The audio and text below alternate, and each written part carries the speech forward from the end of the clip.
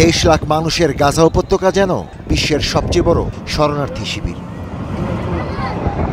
25 mile দৈর্ঘ্য আর 7 mile প্রস্থের এই ভূখণ্ডের একাংশ জুড়ে এখন সারি সারি তাঁবু।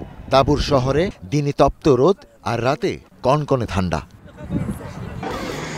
শীত জেগে বসার আগে দেখা দিয়েছে নতুন দুর্যোগ, অসময়ের বৃষ্টি, কাদা পানিতে একাকার বিছানাপত্র আর তাঁবুর অস্থায়ী ছাউনি। শীতে পরিস্থিতি হবে আরও শোচনীয়।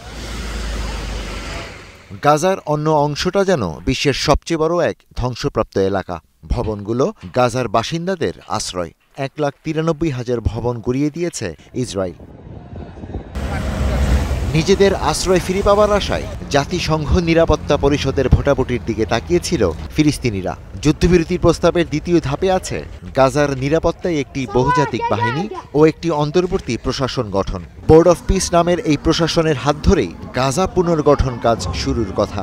ভোটাভুটির পর জাতিসংঘ নিরাপত্তা পরিষদের অনুমোদন পেল এই দুই প্রস্তাব। কিন্তু এতে আপত্তি আছে সাধারণ ফিলিস্তিনিদের।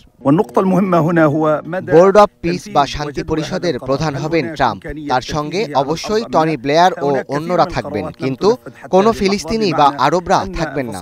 এর মানে হলো ফিলিস্তিনি ভূখণ্ডে, বিশেষ করে গাজা উপত্যকার দায়িত্ব নেবে অন্যরা, যা গাজাকে আমাদের বাকি মাতৃভূমি থেকে বিচ্ছিন্ন করবে।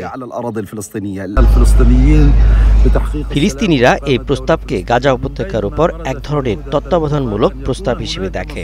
এটি শান্তি অর্জন ও ফিলিস্তিনি রাষ্ট্র প্রতিষ্ঠার ক্ষেত্রে তাদের আশা আকাঙ্ক্ষার কোনো প্রতিফলন নয়।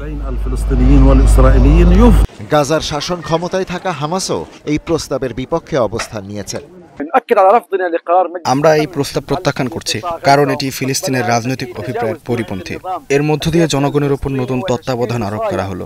আমাদের প্রয়োজন ছিল এমন এক অবস্থান যা যুদ্ধ বন্ধ করবে, যুদ্ধে ফেরা থেকে দখলদারদের বিরত রাখবে এবং একটি রাজনৈতিক পথ নিশ্চিত করবে, যে পথ ধরে একটি স্বাধীন ফিলিস্তিন রাষ্ট্র প্রতিষ্ঠা হবে। তবে প্রস্তাবটি ইতিবাচক হিসেবেই গ্রহণ করেছেন ফিলিস্তিনি পররাষ্ট্রমন্ত্রী। The UN resolution is the first step in a long road towards peace. জাতিসংঘের প্রস্তাবটি শান্তির দীর্ঘ পথের প্রথম ধাপ।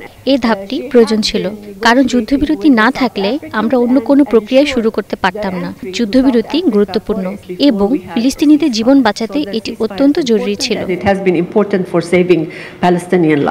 জাতিসংঘের অনুমোদনের পর এবার প্রথম পদক্ষেপ হিসেবে গাজার নিরাপত্তার দায়িত্ব নেবে একটি বহুজাতিক বাহিনী, যাদের কাছে অস্ত্র সমর্পণের পর গাজা ছাড়বে হামাস। এরপর ইরাক যুদ্ধের অন্যতম হোতা হিসেবে পরিচিত সাবেক ব্রিটিশ প্রধানমন্ত্রী টনি ব্লেয়ারের নেতৃত্বে গঠিত হতে পারে বোর্ড অফ পিস। মধ্যপ্রাচ্যে নানা ধরনের ব্যবসায় নিযুক্ত থাকা ব্লেয়ার গাজা উপত্যকায় কী ধরনের শান্তি বাস্তবায়ন করেন, সেটাই এখন দেখার অপেক্ষা। Ishtiaq Hossain, star news.